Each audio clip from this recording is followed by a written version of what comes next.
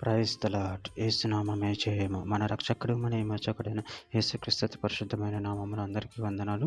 చిన్న ప్రార్థన ద్వారా ఉదయకాల వాక్య భాగం ధ్యానించుకుందాము.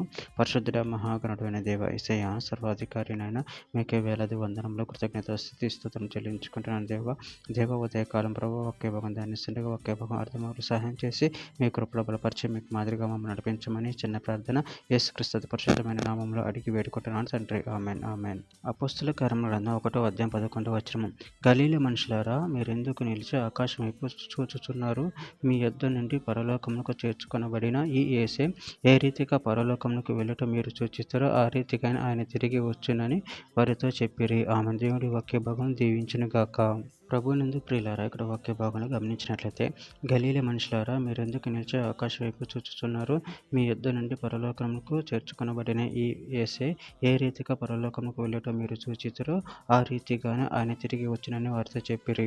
అదేవిధంగా వాక్య భాగంలో గమనించినట్లయితే దానియేలు గ్రంథం 7వ అధ్యాయం 14వ వచనం, సకల జనులను రాష్ట్రంలోను ఆయా భాషను మాట్లాడు వారును ఆయనను సేవించినట్లు ప్రభుత్వమును మహిమయు ఆధిపత్యం ఆయనకి ఇయ్యబడిను.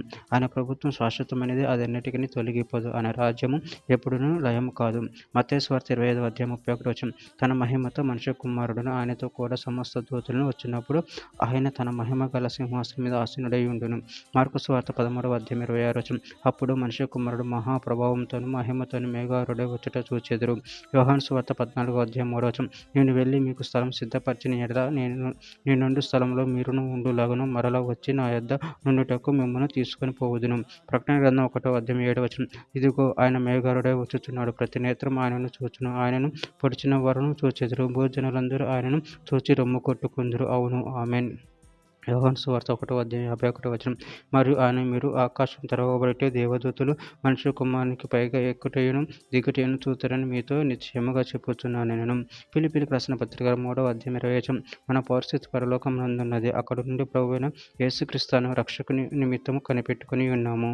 చివరిగా ఒక మాట, హెబ్రీయులకు రాసిన పత్రిక 9వ అధ్యాయం 28వ వచనం, అలాగనే క్రీస్తు కూడా అనేకుల పాపములను భరించుటకు ఒకసారి అర్పింపబడి తన కొరకు కనిపెట్టుకొని ఉండు వారిని రక్షణ నిమిత్తము పాపం లేకుండా రెండోసారి ప్రత్యక్షమగును. ఆమె దేవుడి వాక్య భాగం దీవించును గాక. చిన్న ప్రార్థన చేసుకుందాము. పరిశుద్ధుడా, ప్రేమగల దేవేశ, నేను మీరు ఇచ్చిన వాక్య దానాన్ని బట్టి ప్రభావ కృతజ్ఞతలు చెల్లించుకుంటాను తండ్రి. మీరే మాకు తోడుగా ఉండి మమ్మల్ని రక్షించి కాపాడు దేవుడే ఉన్నారు ప్రభావ. మీరే మాకు పరలోక రాజ్యంలో స్థలం సిద్ధపరిచున్నారు ప్రభావ. దాన్ని బట్టి ప్రభావ కృతజ్ఞతలు చెల్లించుకుంటూ మీ ప్రేమ కృపలు మమ్మల్ని నిరంతరం కాపాడమని చిన్న ప్రార్థన ఇస్తున్నాము అడిగి పెట్టుకుంటున్నాను తండ్రి. Amen amen amen.